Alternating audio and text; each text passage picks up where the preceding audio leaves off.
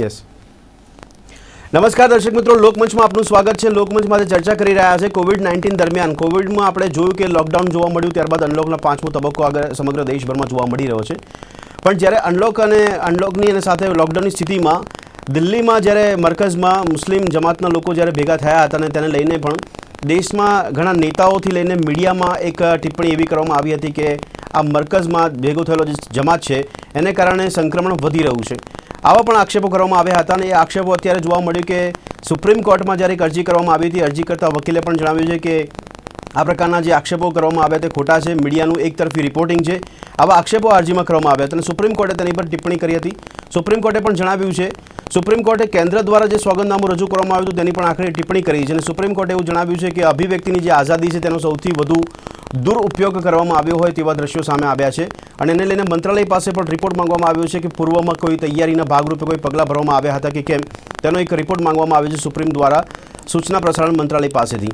ચર્ચા કરી રહ્યા છે કે સુપ્રીમ કોર્ટે જે આ ટિપ્પણી કરી છે અથવા તો સુપ્રીમ કોર્ટે જે સોગંદનામા પર પણ જણાવ્યું કે અભિવ્યક્તિની આઝાદીનો સૌથી વધુ દુરુપયોગ છે, એની પાછળના તર્ક અને કારણો શું હોઈ શકે છે તેને સમજવાનો પ્રયત્ન કરી રહ્યા છે. મારી સાથે ચર્ચામાં જોડાયા છે જપન પાઠક કે જેઓ વરિષ્ઠ પત્રકાર છે, મનસ્વી થાપર કે જેઓ રાજકીય વિશ્લેષક છે, દાનિશ કુરેશી કે જેઓ મુસ્લિમ અગ્રણી છે. આપ ત્રણેયનું સ્વાગત છે ચર્ચામાં.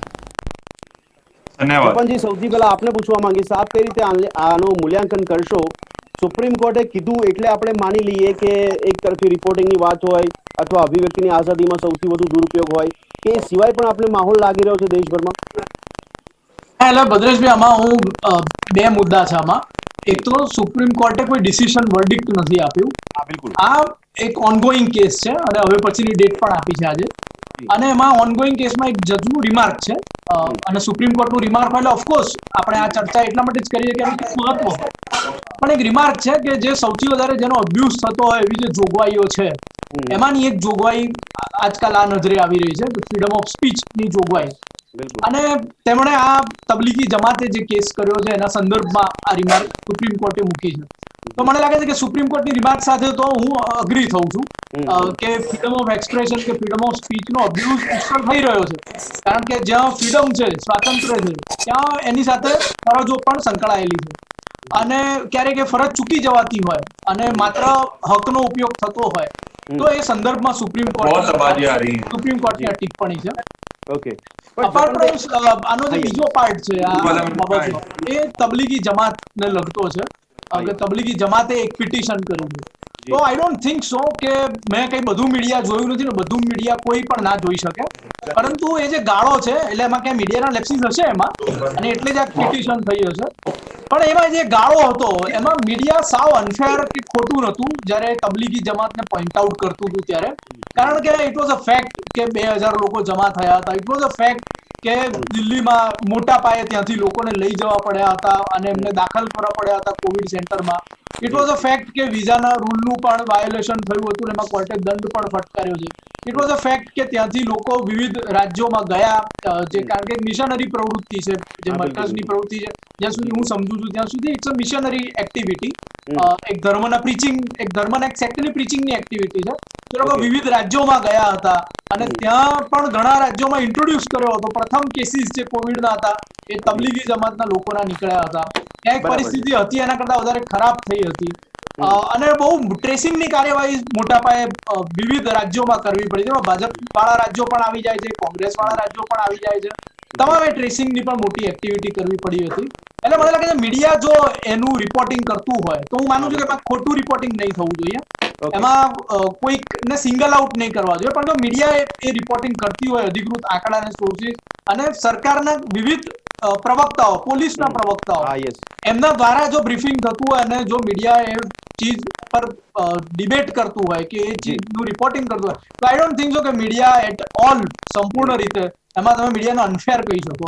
અને જપનભાઈ, આપણે ચલો બધા મીડિયાની વાત નથી આપણે કરી કે આપણે જોયું નથી બધા મીડિયાને, પણ જે બી મીડિયા જોતા હશો તો આપણે ઓબ્ઝર્વેશન કર્યું હશે, ક્યાંક એવું પરસેપ્શન લાગ્યું કે એક કોમને ટાર્ગેટ કરીને વધારે પડતું એક દબાણપૂર્વકનું વાતાવરણ ઊભું કરવામાં આવ્યું ને એના ભાગરૂપે કદાચ એવું સમજવામાં આવ્યું કે રિપોર્ટિંગ એકતરફી થયું છે? ના, એમાં ન્યૂઝ અને વ્યૂઝ બે વાતો છે. એમાં ન્યૂઝમાં તો માનો કે આપણા ગુજરાતના ડીજીપી એમની પ્રેસ કોન્ફરન્સમાં કહે કે હવે 72 તબલીગી જમાતના કેસ ટ્રેસ કર્યા છે, કે આપણા આરોગ્ય સચિવ એમ કહે કે તબલીગી જમાતના આટલા કેસીસ છે, અથવા દિલ્હીમાં સરકાર, હવે દિલ્હીમાં તો કે રાજ્ય સરકાર ફેવરેબલ નથી, ભાજપની નથી, પણ દિલ્હીની સરકાર પણ એક અલગ સેક્શન મૂકે રોજના કોવિડના આંકડાઓમાં કે આ મરકઝ વાળા આંકડા, કારણ કે મરકઝ એક મોટો કોવિડનો એક એરિયા ઘોષિત થયો હતો કે જ્યાંથી કોવિડ ફેલાયો હતો. અથવા આંદામાન નિકોબારમાં ખબર પડે કે 90% કેસીસ કોવિડના જે ઇન્ટ્રોડ્યુસ થયા છે મરકઝ વાળા જે પાછા આવ્યા એમાંથી થયા છે. અથવા આસામ સરકાર કે અથવા ઓડિશા સરકાર કહે તો એક રિપોર્ટિંગની વાત છે. એટલે રિપોર્ટિંગમાં આઈ થિંક મીડિયા ફેર હતું કે આ મરકઝના કેસીસ છે, મરકઝના જે કેસીસ વધ્યા છે, મરકઝમાંથી આવીને આ વ્યક્તિ મૃત્યુ પામ્યો, આ વ્યક્તિ દાખલ થયો, આ મરકઝના મૌલાના સાદનીય કથિત ઓડિયો ટેપ બહાર આવી, એમાં કહેવામાં આવ્યું છે કે ભાઈ આપણે તો જમા થવાનું, આ તો નોન બિલીવર્સને થવા વાળો રોગ છે. એટલે આવા અનેક બનાવો, અનેક કિસ્સા જેનો ઉલ્લેખ આગળ તમે પૂછતો તો હું કરીશ. તો એ મીડિયા જે રિપોર્ટિંગ કરવાનું છે એમાં ફેર. હવે ક્યાંક જે અભિપ્રાયની વાત આવે, અભિપ્રાયમાં ક્યાંક અતિરેક, આ ડિબેટ પ્રોગ્રામો જે રોજના થાય છે એમાં અતિરેક ચોક્કસ ક્યાંય ને ક્યાંય થયો છે, આઈ બિલીવ. પણ એ અતિરેક તો બધા કિસ્સામાં થાય છે. દાખલા તરીકે આસારામ બાપુની વિરુદ્ધ જો મીડિયાએ ટાયરેડ પકડી હોય એમાં પણ ડિબેટ થતી, અને એમાં મીડિયા એકદમ બ્રુટલ હતું. આસારામ બાપુએ જે કર્યું હતું કે આસારામના જે આખા કિસ્સામાં થયું હતું, જે કઈ આરોપો હતા એ વિશે media was very brutal on that case. તો એના લીધે કોઈ હિન્દુ સંસ્થાઓ કોર્ટમાં ગઈ નથી કે ભાઈ આ હિન્દુ ધર્મ ને તમે લાંછન લગાડો છો કે આ હિન્દુ ધર્મને સિંગલ આઉટ કરો છો. It was a case, Hindu ધર્મની અંદર એક કેસ હતો, આ જે પાટણનો કથિત કેસ હતો, જે પાછળ પુકાર થયો. તો એ રીતે મને લાગે છે કે તબલીગી જમાતના કેસમાં પણ આખી મુસ્લિમ કોમ્યુનિટીને સિંગલ આઉટ કરવાની વાત કદાચ કોઈએ કરી પણ હશે ડિબેટમાં, આઈ ડોન્ટ સે, મેં બધી ડિબેટ જોઈ નથી, ક્યાંક અનફેર થયું પણ હશે. પણ એ તો હવે આ મીડિયાના રિપોર્ટિંગમાં it has become a routine કે રોજ ડિબેટમાં કોઈક એવી વાત આવે. જપનભાઈ, આપના જવાબમાં એક સવાલ મને જોવા મળ્યો કે આપણે જે કીધું તો હિન્દુ સંસ્થાઓ નથી ગઈ કોર્ટમાં ક્યારેય, અહીંયા મુસ્લિમ જમાતમાંથી જે કોર્ટમાં ગયા છે અને અરજી કરી છે, જમિયત ગઈ. આપણે એ તો આપણે કોઈ તર્ક લાગે છે કે નતું કરવા જેવું, અમને શું લાગે છે આપણે? ના, એ ડિબેટેબલ છે અને કોર્ટે હજી એનો ચુકાદો આપ્યો નથી. કોર્ટમાં પણ ડિબેટ થશે અને કોર્ટમાં ડિબેટ થઈ જ રહી છે.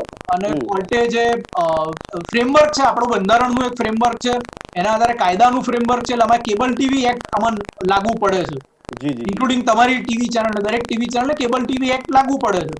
અને ફ્રીડમ ઓફ એક્સપ્રેશન આપણે ત્યાં એબ્સોલ્યુટ નથી. એબ્સોલ્યુટ એટલે સંપૂર્ણ ફ્રીડમ ઓફ એક્સપ્રેશન એટલે ચાઇલ્ડ પોર્નોગ્રાફી પણ હું મૂકી દઉં, એની પણ ટ્વીટ કરી દઉં માનો કે, અથવા રાષ્ટ્રધ્વજ ની અવમાનના કરતી પણ હું ટ્વીટ મૂકી દઉં, અથવા સુપ્રીમ કોર્ટની અવમાનના કરતી ટ્વીટ મૂકી દઉં, તો એવું એબ્સોલ્યુટ ફ્રીડમ ઓફ એક્સપ્રેશન નથી.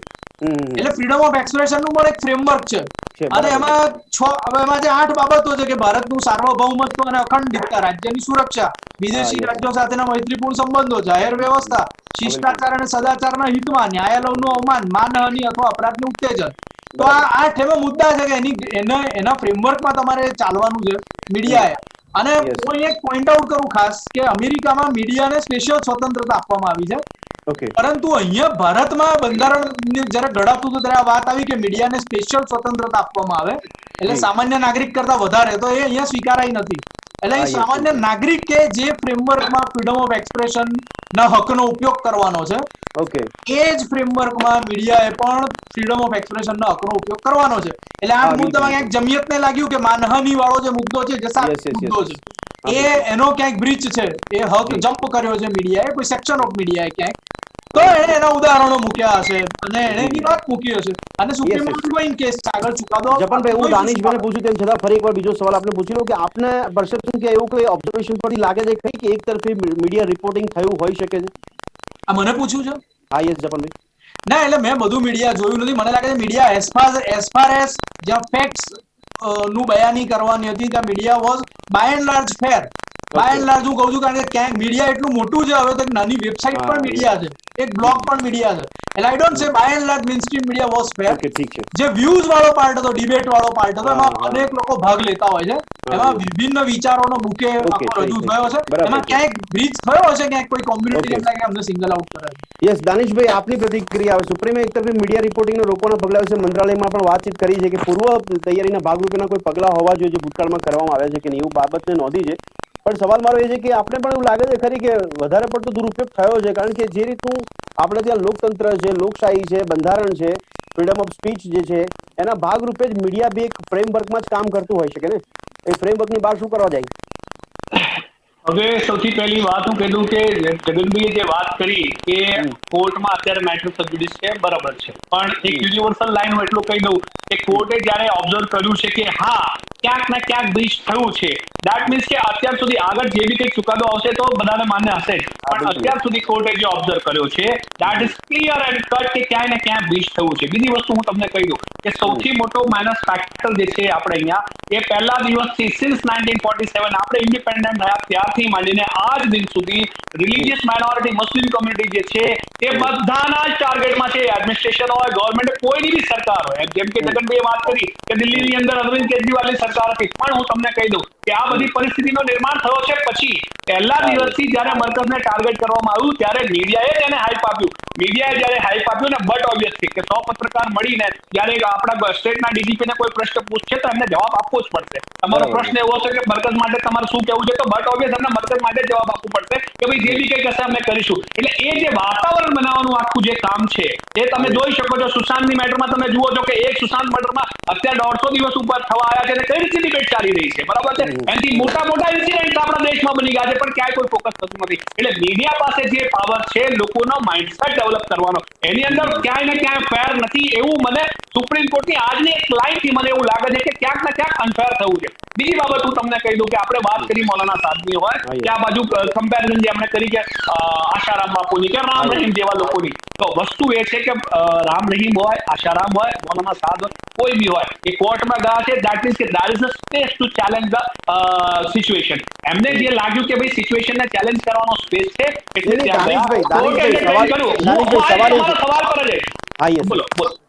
મારો સવાલ એ હતો કે આમાં એક આપ જે કહેવા માંગો છો આપના જવાબ પરથી એવું પ્રસ્થાપિત થઈ રહ્યું છે, જેમ આપણે શરૂઆતમાં બી કીધું કે મુસ્લિમને ટાર્ગેટ કરવામાં આવે છે કોમને વર્ષો આઝાદ થયા ત્યારથી, પણ આ કદાચ આપનું પરસેપ્શન હોઈ શકે ને, કારણ કે મીડિયા તો બંને બાજુ હોય. મીડિયા કોઈ બાયસ છે ને કોઈ કોમને ટાર્ગેટ હું એક્ઝામ્પલ આપું, હું મિનિસ્ટ્રીનો એક્ઝામ્પલ આપું. આપણા ગુજરાતની અંદર બહુ જ મોટો ટેરરિસ્ટ અટેક અક્ષરધામ મંદિર ઉપર થયો હતો. બિલકુલ, એની અંદર બધા જ નિર્દોષ છૂટ્યા. સુપ્રીમ કોર્ટે તો ગુજરાત પોલીસને એવો હંટર માર્યો હતો એની અંદર કે તમે સાવ નિર્દોષ અજ્ઞાની અને અજાણ લોકોને ઉપાડી લાયા છો. પણ આપણે ત્યાં પ્રોબ્લેમ શું છે, આજ દિન સુધી બી જે કોર્ટ છે ને એ લોકો જજમેન્ટ તો આપી દે છે પણ રિવર્ટ ઇન્વેસ્ટિગેશન ક્યારે નથી આપતા. સુપ્રીમ કોર્ટમાં આ જજમેન્ટમાં હું એવું માનતો હતો કે સુપ્રીમ કોર્ટે એવો ઇન્સ્ટ્રક્શન આપવાની જરૂર હતી કે ભાઈ જો આ લોકો આ ટેરરિસ્ટ અટેકમાં ઇનોસેન્ટ છે, નિર્દોષ છે, તો ગુનેગારો કોણ છે જે લોકો કરીને ભાગી ગયા છે અને સમાજમાં છુપાયેલા છે એમને પકડીને લાવો. એટલે આવા નંબર ઓફ ટેરરિઝમના કેસીસ જે છે જેમાં ફેક કેસીસની અંદર મુસ્લિમ યુથને ટાર્ગેટ કરવામાં આવે છે, આ રીતના તબલીગ જમાતના લોકોને ટાર્ગેટ કરવામાં આવે છે. જુદા જુદા ફેક ન્યૂઝનું તમને સ્થાન ક્યાં જોવા મળે છે તબલીગ જમાતમાં? કારણ કે મીડિયાએ જે જમાવડો થયો હતો એ જમાવડોને સામે દેશ સમક્ષ મૂક્યો કે ભાઈ અહીંયા આટલા લોકો COVID-19ની સ્થિતિમાં ભેગા થયા છે, જે ખોટું છે, નુકસાનકારક છે ને. સાંભળો મારી વાત. જ્યાં મરકઝ છે દિલ્હીની અંદર નિઝામુદ્દીનમાં, ત્યાં સ્પેશિયલ એક ચોકી આપેલી છે અને કદાચ આપણે ખ્યાલ હશે કે ડે ટુ ડે નું રિપોર્ટિંગ ત્યાં થાય છે અને જે સિચ્યુએશન ત્યાંની છે, જે રિલીજીયસ પ્રક્રિયા જે આખા દિવસમાં ત્યાં ચાલે છે એ કોવિડના પીરિયડમાં કોઈ સ્પેસિફિક નવી નથી. ત્યાં રોજના હજારો લોકોની આવન જાવન રહે છે. એ સેન્ટ્રલ ગવર્મેન્ટના, સ્ટેટ ગવર્મેન્ટના ઓબ્ઝર્વેશનમાં છે, આઈબીના ઓબ્ઝર્વેશનમાં છે, ઇન્ટેલિજન્સના ઓબ્ઝર્વેશનમાં છે. વિદેશથી લોકો આવતા હોય છે એટલે આઈ થિંક મને એવું લાગે છે કે રોની નજરમાં બી હશે. હવે આટલા મોટા ઇન્સિડન્ટો જો આપણી નજર સમક્ષ સ્પેસિફિક એક યુનિટ તમે ત્યાં આપી દીધેલો છે, પછી જો ફેલ્યોર હતો, હું એમ નથી કહેતો કે એ લોકો ઇનોસેન્ટ છે, મે બી હશે ક્યાંક ના ક્યાંક, પણ કોઈ ભૂલ મીડિયા તરફી સવાલ છે કે મીડિયામાં અભિવ્યક્તિના આઝાદીનો દુરુપયોગ થયો એવું આપ માનો છો? કારણ કે જે હકીકત 100% વાય નોટ? એ લોકોએ રિલીજીયસ આઈડેન્ટિફાઈ કરવાની જરૂર નથી. હું તો એમ કહું છું કે કોઈ બી વ્યક્તિ કોવિડથી ઇન્ફેક્ટેડ હોય કે એને ક્યાંક ને ક્યાંક મિસઅન્ડરસ્ટેન્ડિંગના કારણે કે લેક ઓફ એજ્યુકેશનના કારણે ક્યાંક એક ટૂલ બની ગયો સ્પ્રેડિંગનો, તો એની સામે વસ્તુ જે આજે દાનિશ કુરેશી છે, ભાઈ કોવિડ ઇન્ફેક્ટેડ થઈ ગયો, બાય ચાન્સ આપની યુનિટ આપના સ્ટુડિયોમાં આવી ગયો ને ત્યાંથી ઇન્ફેક્શન થાય, એટલે તમે એ ટાર્ગેટ કરો કે ભાઈ દાનિશ કુરેશી એક મુસ્લિમ છે ને આ રીતનું આ પ્લાનિંગ કરે, દેટ ઇઝ ફોલ્સ. દાનિશ કુરેશીએ બાય મિસ્ટેક કે ઇન્ટેન્શનલી કંઈક કર્યું હોય તો વ્યક્તિગત હોવું જોઈએ. હા, એટલે આપણે વાત તમારી તર્ક માની લઈએ કે એક વ્યક્તિ માટેની વાત તો આપણે ન પણ કહી શકીએ તો ન માની. અહીંયા તો 2000 લોકોનો જમાવડો હતો ને આપણે બી ખબર છે કે કઈ કોમના હતા, તો એમાં કદાચ સ્પેસિફાઈ કરવામાં આવ્યું છે ને, એક વ્યક્તિની વાત નથી. 2000 લોકોનો જે જમાવડો છે એ સ્ટેટની પરમિશન સાથેનો છે, તમે તપાસ કરી લેજો, એની પરમિશન છે ઓફિશિયલ. તો હવે જ્યારે પરમિશન ઓફિશિયલ છે તો તમે મને વસ્તુ કહો કે પછી એ લોકોને ક્યાં લે છે? પછી તો સ્ટેટને ઇન્સ્ટ્રક્શન આપી દેવાના જોઈતા હતા કે તમે હોલ્ડ ઓન કરો. એનાથી વિપરીત પરિસ્થિતિની આપણે વાત કરીએ કે અત્યારે સ્ટેટના આપણા નવા બીજેપીના સ્ટેટ પ્રેસિડેન્ટ નિમાયા, એની અંદર આપણે કેવા લીડા ઉડ્યા, કોઈ એક શબ્દ ઉચ્ચારો નથી. નમસ્તે ટ્રમ્પ વાળું જે પ્રોગ્રામ હતું 24મી ફેબ્રુઆરી થયું હતું, અમે મીડિયા ના, હું તમને કહું, અમે તો નેતાઓને બી સવાલ કશો જ પૂછ્યા છે. ના, હું તમને જ કહું છું, 100% તમે સવાલ પૂછ્યા છે, પણ શું તમે સ્પેસિફાઈ એવો કોઈ પણ મીડિયા એની પર ડિબેટ કરવો છે કે ભાજપના લોકો જાણી જોઈને ફેલાઈ રહ્યા છે? બટ અમે ઇન્સિડન્ટ એ લોકો ડિબેટ કરેલી છે કે ભાજપના નેતાઓ દ્વારા 100% તમે કર્યું હશે, પણ હું તમને એમ કહું છું કે વ્યક્તિગત બાબત. દાનિશભાઈ, મારો સવાલ એ છે કે 2000 લોકોનો જયારે મેળાવડો થયો છે કે એને કદાચ એવું કીધું કે ચલો મુસ્લિમ જમાતના લોકો છે, તેમાં અભિવ્યક્તિનો આઝાદીનો દુરુપયોગ ક્યાં થયો? શું લાગે છે આપને? કોઈ કારણ છે આપણી પાસે?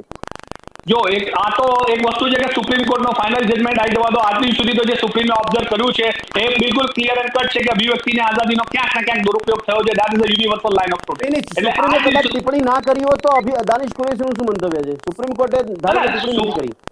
પહેલા દિવસથી જો બરકસની ડિબેટમાં હું પહેલા પર કદાચ મનસ્વીભાઈ મારી જોડે એક બે વાર આ ડિબેટમાં હતા નેશનલ કોઈ ચેનલ ઉપર, ત્યાં બી મેં મારું સ્ટેન્ડ આ રીતનું જ મૂકેલું છે કે ભાઈ તમે વ્યક્તિગત આરોપો મૂકી શકો છો, બરાબર છે, પણ આખા એક કોમ્યુનિટીના આખા એક સેક્શનને એક સેક્ટને જો તમે ટાર્ગેટ કરતા હો તો દેટ ઇઝ નોટ ફેર. આ અનફેર છે અને આવું ના થવું જોઈએ, કોઈ પણ સમાજનું હોય, કોઈ પણ ધર્મ हो. ओके मनस्वी जी, अब आपकी क्या राय इसके अंदर? सही में आपको ऐसा लग रहा है, ऐसा परसेप्शन खड़ा किया गया होगा, या फिर आपको ऐसा लगता है कि मीडिया ने बायस रिपोर्टिंग की थी जब कोविड-19 का समय चल रहा है, उस दरमियान मरकज में इतने सारे लोग इकट्ठा हुए थे जो धार्मिक गतिविधियों के आधार पर? तो आपको ऐसा लग रहा है क्या? और क्योंकि यहाँ पे दानिश भाई रेफरेंस दे रहे, सही बात है कि सुप्रीम कोर्ट ने एक टिप्पणी की यहाँ पे, लेकिन अगर समझ लो कि सुप्रीम कोर्ट ने टिप्पणी नहीं भी की थी तो मीडिया के परसेप्शन से आपको लग रहा है कि इस तरह का दुरुपयोग हो रहा है कुछ? देखिए, दुरुपयोग तो हो रहा है, बहुत सारी चीजों में दुरुपयोग हो रहा है, पर हम ये नहीं कह सकते कि सब कुछ खराब है। दानिश भाई की एक बात से मैं बिल्कुल विचार नहीं रखता जब उन्होंने बोला कि एक कम्युनिटी को टारगेट किया जा रहा है। ऐसी बिल्कुल भी बात नहीं है, ये वाली बात हो ही नहीं सकती एक डेमोक्रेटिक सेक्युलर देश में जहां पे हर व्यक्ति को, हर वर्ग के व्यक्ति को एक आजादी है अपना व्यक्तित्व रखने की, अपने जो भी बिजनेस करना है, अपना जो भी प्रोफेशन में आगे बढ़ना है, किसी भी कम्युनिटी को हमारे देश में और 21वीं सदी के भारत में मैं नहीं समझता कि टारगेट किया जा सकता है, और अगर टारगेट हो रहा है तो वो बिल्कुल भी अननोटिस जाए, ऐसा भी नहीं हो सकता। दूसरी बात जो रही है कि देखिए आजकल समय में क्या हो गया है कि मोटिवेटेड टाइम्स है, ये समय में हमारे मीडिया हाउसेस का भी जो है उनको अपना टीआरपी भी संभालना है, अपना बिजनेस भी संभालना है, और वहां पे हमने देखा है कि पॉलिटिकल एलिनेशन, उनकी अलाइनमेंट जो है वो क्लियर कट अगर नहीं भी दिखाई देती पर पीछे से जरूर दिखती है। कभी ना कभी हम देखते हैं कि पॉलिटिकल उनको फायदे दिखाई देते हैं, फिर कभी कभी हमको दिखाई देता है कि वो राज्यसभा की उनको टिकट मिल जाती है ऐसे लोगों को, फिर ऐसे बहुत सारी चीजें हैं हमारे को दिखाई देती है। तो पॉलिटिकल मोटिवेशन ये आज की बात नहीं है, हमेशा से रहा है। देखिए मीडिया एक बहुत बड़ा वर्ग है, मीडिया एक तरीके से हमारी कम्युनिकेशंस जो है वो एनहेंस करता है या उसको पीछे लेके जाता है। आप बद्रेश भाई हमको बताओगे कि आज रात को सोने से पहले हमको क्या सोचना है? मीडिया इतना बड़ा कंट्रोल करता है हमारी सोच के ऊपर। आप डिसाइड करते हो कि हमको किसको भ्रष्टाचारी बोलना है कि नहीं बोलना, आप डिसाइड करते हो कि कौन व्यक्ति सही है, कौन व्यक्ति गलत है। मनस्वी जी, बिना आधार के ओपिनियन मेकर है, ओपिनियन मेकर तो नहीं है ना। आप देखिए मीडिया आदमी को एकदम सर पे भी चढ़ा सकता है और एकदम से गिरा भी सकता है। अगर एक सुपरस्टार की डेथ पे अगर मैं बात करूं, सर्कमस्टेंशियल आपको चीजें बताता हूं। एक लड़की को बोला गया कि वो मर्डरर है, वो मर्डरर है कि नहीं है वो भी पता भी नहीं है, पर मीडिया के एक वर्ग ने बता दिया वो मर्डरर है, तो वो मर्डरर गिनी गई, लोगों ने परसेप्शन क्रिएट कर ली। दूसरा, एक टॉप पुलिस ऑफिसर बिहार का वीआरएस लेता है और बोलता है मैं पॉलिटिक्स में जाऊंगा। ये सर्कमस्टेंसेस है। इस सर्कमस्टेंस के आगे क्या होगा, इसमें उन लोगों से रिलेटेड जो लोग हैं, जरूर एक व्यक्ति की मौत हुई है, वो मौत के कारण जाने बगैर हम डायरेक्ट कूद जाते हैं। अभी क्या होता है, ये रिपोर्टिंग का सवाल नहीं रहा, मीडिया ओपिनियन छोड़ता है। हमको क्या करना चाहिए, एक रिस्पॉन्सिबल मीडिया क्या होता है, आप डिबेट कराइए, हेल्दी डिबेट कराइए, पर आप पर्सनल व्यू मत डालिए, आप फैक्चुअल प्रपोजिशन डालिए। दानिश भाई के पॉइंट्स होंगे, मनस्वी के पॉइंट्स होंगे, जापन भाई के पॉइंट्स होंगे, हमारे अपने अपने अलग विचारधाराएं होंगी, सही बात है, हमारे विचार अलग सोच होंगे, वो ऑडियंस को डिसाइड करने दीजिए सही क्या है गलत क्या है। पर हो क्या रहा है कि मीडिया अपने जो विचार है वो कहीं ना कहीं डिबेट के ऊपर, न्यूज रिपोर्टिंग के ऊपर थोपते हैं और वो एक पहले प्री कंसीव नोशन के ऊपर आते हैं कि ये गलत है और यही सही है, और उस हिसाब से क्या हो रहा है, डिबेट नहीं हो रही। सही गलत का चयन मीडिया का नहीं है। मीडिया का हक क्या है? रिपोर्टिंग करना। मीडिया का हक क्या है कि जो भी फैक्ट पोजीशन है वो बताना। जनता के ऊपर है कि वो डिबेट के बाद या डिस्कशन के बाद या न्यूज सुनने के बाद। मनीष भाई, आप जिस तरह से बोल रहे हो उससे जपन भाई और दानिश भाई भी शायद सहमत हो गए, लेकिन इसके पीछे की कोई वजह आपको लग रही है कि ऐसा क्यों डिफरेंशिएट हो रहा है? देखिए, इसके कारण देखिए टीआरपी की लड़ाई है। देखिए पहले क्या होता था बद्रीश भाई, पहले लोग ना 8 बजे से लेके 11 बजे तक सास बहू के सीरियल देखा करती थी। आजकल लोग डिबेट्स देखते हैं। डिबेट्स में मसाला चाहिए होता है और मसाला देने के लिए लोग ये सब चीजें करते हैं। टीआरपी करने के लिए रोज एक नया नया एपिसोड क्रिएट करते हैं। न्यूज कई बार क्या हो सकता है बद्रेश भाई, इंटरेस्टिंग नहीं होगी।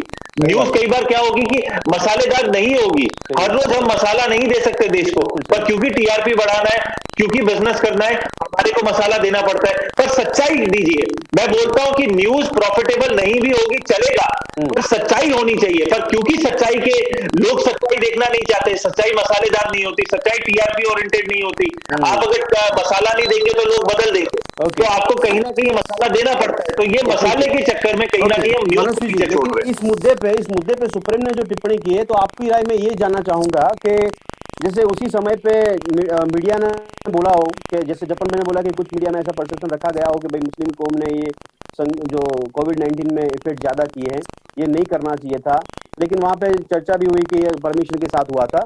लेकिन उसी समय के दरमियान मैंने तो वहाँ तक सुना है कि किसी राज्य के मुख्यमंत्रियों ने भी खुद सामने से मीडिया में बोला है कि इसी जमात की वजह से ही इतनी परिस्थिति खराब हुई है।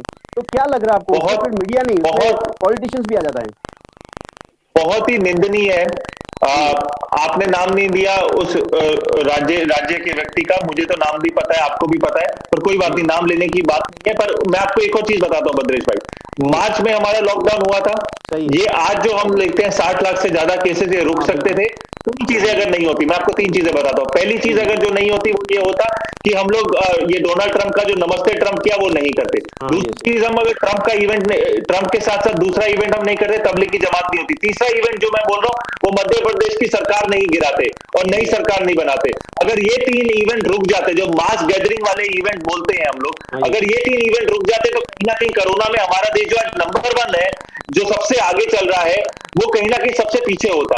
क्योंकि ये चीजें तीनों की तीनों चीजें पॉलिटिकल थी, इसके ऊपर रोक नहीं लगाई गई। आज ये सिचुएशन है, हमारे देश में कोविड इतना बढ़ गया है। ओके जपन भाई, તમે મનસ્વીજીની વાતોથી સમજ છો ખરી કે જે આ એક મેળાવડો, આટલો ધાર્મિક મેળાવડો મોટો થયો, એને વધારે હાઇલાઇટ મળ્યું મીડિયામાં કે મીડિયાએ જાણી જોઈને આપ્યું। બીજી બાજુ ઘણા પોલિટિશિયન્સ પણ એનો ભાગ બન્યા, કારણ કે મેં જોયું છે કે ઘણા મીડિયા જાહેર પ્લેટફોર્મ પર નેતાઓ પણ બોલ્યા છે જમાત માટે। પણ આ જે મનસ્વીજીએ જે કાર્યક્રમો કીધા, એ કાર્યક્રમો માટે એવી ચર્ચા નથી થઈ કે એને કારણે પણ આપણે માની શકીએ કે સંક્રમણ વધ્યું હોય। શું કહેશો ભદ્રેશભાઈ? મેં બેયને સાંભળ્યા, મને એક લિંક बताओ નમસ્તે ટ્રમ્પ કાર્યક્રમ અને કોરોના વાયરસની, એક લિંક बताओ, બંનેને સાંકળતો આવ્યો। બરાબર છે, હું તમને 500 લિંક बताऊं, જવાબ આપી જપનભાઈનો। ના, એક લિંક बताओ ને મને। કોરોના વાયરસનો પ્રથમ કેસ ગુજરાતમાં ક્યારે આવ્યો? કોરોના વાયરસનો પ્રથમ કેસ ગુજરાતમાં ક્યારે આવ્યો? નમસ્તે ટ્રમ્પનો ઇવેન્ટ ક્યારે થયો? એના વચ્ચે 14 દિવસથી વધારેનું અંતર છે કે કેમ? છે કે કેમ?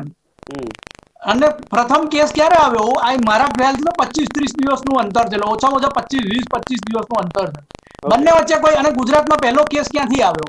ફોરેન થી જે આવ્યા રાજકોટમાં અને અમદાવાદમાં, એ લોકોમાં ગુજરાતમાં પ્રથમ કોવિડનો કેસ જોવામાં આવ્યો।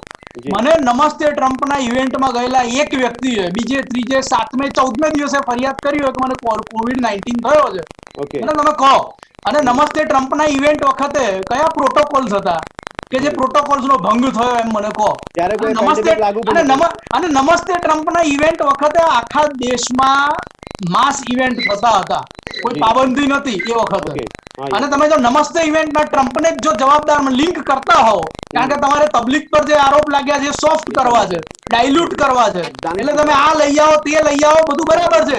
CR પાટીલની રેલી લાવો, અમિત ચાવડા કાલે માસ્ક વગર હતા, હવે પેન્ડેમિક એક છે, પણ જપનભાઈ એ બધું લિંક કરો તમે બરાબર છે, પણ નમસ્તે ટ્રમ્પનો ઇવેન્ટ, એમાં મનસ્વી જેવા માણસ એમ કહે કે નમસ્તે ટ્રમ્પનો ઇવેન્ટ ક્યાંક આની જોડે લિંક છે કોવિડ જોડે, મને ખબર નથી પડતી કઈ રીતે લિંક છે. મનીષજી આપ દોનો બારી બારી से जवाब दीजिए મને એવું જવાબ આપો જલ્દી સાંભળો.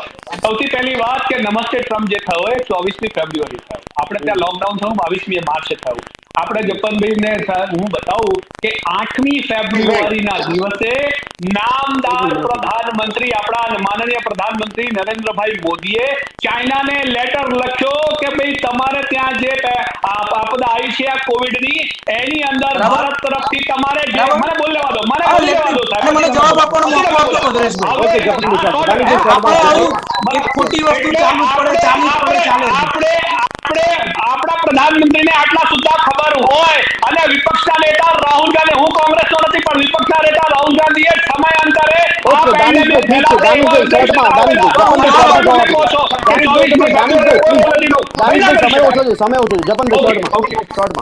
જો આ એક એબ્સર્ડ વાત છે, અનસાયન્ટિફિક વાત છે. આવી વાતો કરવી નહીં જોઈએ ટીવી મીડિયા પર ને ગેરમાર્ગે દોરવા નહીં જોઈએ. તમે બીજો કોઈ ઇવેન્ટ હું સંમત કરું છું.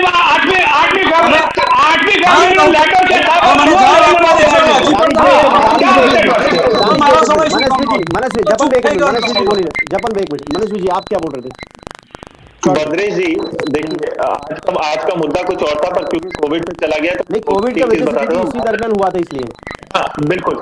अब भारत का जो पहला केस था वो 30 जनवरी को आया था कोविड का, और कोविड का सीधा लॉजिक ये है कि अगर मास्क होती तो कोविड के बढ़ जाते हैं. मैंने जो 3 बड़े इवेंट्स के उदाहरण दिए वो उदाहरण इसलिए दिए कि मध्य प्रदेश की सरकार 23 मार्च से पहले ये 3 बड़े इवेंट हुए थे. जब पहला लॉकडाउन अनाउंस हुआ था उससे पहले 3 ये बड़े इवेंट हुए थे. लेकिन कितने दिन पहले हुए थे, कितना दिवस पहला, ये तो जोड़ पड़े ना भाई. 14 दिवस में अंदर गए थे पहला. जपन जी मेरे को बोलने दीजिए. जपन जी मैं किसी के बीच में नहीं बोलता हूँ, मेरे को बोलने दीजिए. दानिश भाई प्लीज बोलो मनस्वी. जपन जी मैं किसी के बीच में नहीं बोलता, मेरे को बोलने दीजिए. बोलो मनस्वी जी. लॉकडाउन के पहले लॉकडाउन क्यों अनाउंस किया? क्योंकि केसेस बढ़ रहे थे. केसेस बढ़ने का कारण क्या था? क्योंकि अगर लॉकडाउन नहीं करते तो ये केसेस और बढ़ते जाते. और अगर ये लॉकडाउन भद्रेश भाई 1 महीना पहले करते, मतलब 23 अच्छा आपकी राय ये है कि जल्दी से किया होता तो आपको रिजल्ट कुछ अलग मिलता आप लोगों को मनस्वी. 1 महीना पहले करते तो ये तीन इवेंट जो है, मैं ये बोलना चाह रहा हूँ भद्रेश भाई, 3 इवेंट तबलीगी जमात नहीं होता, मध्य प्रदेश की सरकार गिराते और बाद में करते. ठीक है. 1 महीना पहले, एक सेकंड भद्रेश भाई, 1 महीना पहले होता तो केसेस जो है 7 लाख से ऊपर चले गए, बहुत कम होते. ઠીક છે મનસભાઈ. જપનભાઈ એમનો મૂળ મુદ્દો કહેવાનો એ હતો કે અહીંયા જે તર્ક હતું એ આપવાનું હતું કે જે વહેલા સમયસરની જગ્યાએ સમય પહેલા જો કદાચ અહીંયા લોકડાઉન કરવાનો નિર્ણય કર્યો હવે કે છે ભાઈ, એ વખતે કીધું હતું, એ વખતની કોઈ ટીવી ડિબેટમાં કીધું હતું, નક્કી કરી શકી નથી. એ વખતની ટીવી ડિબેટમાં કીધું હતું કે લોકડાઉન નાખી નાખો.